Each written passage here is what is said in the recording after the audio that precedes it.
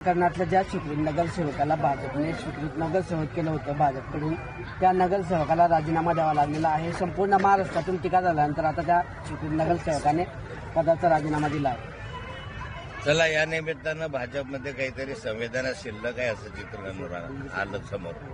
नाही तर पहिल्यांदा खरं म्हणजे अशा स्वरूपाचं कृत्य करत असताना त्या ठिकाणी विचार करूनच त्याला स्वीकृत सदस्य करायला पाहिजे होतं.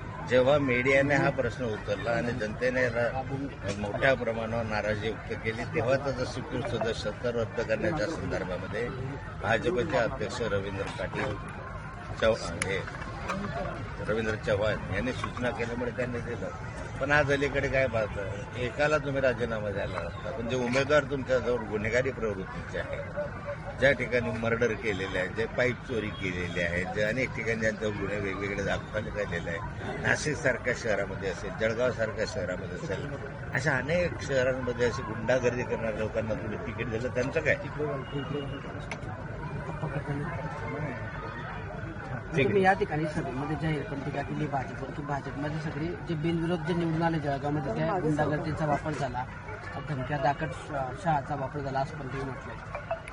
नाही, या ठिकाणी जनतेनं अनुभवलं की या बिनविरोध निवडणुका बिनविरोध जे नगरसेवक निवडून आले, थोड्या मोठ्या प्रमाणात 200-300 लोक घरावर जायचे, धाड घालायचे, त्या ठिकाणी 20-20, 30-30 लाख, 50 लाख, 1 कोटीपर्यंत ऑफर करायचे, त्यांना जबरदस्तीनं माघार घ्यायला लावायची.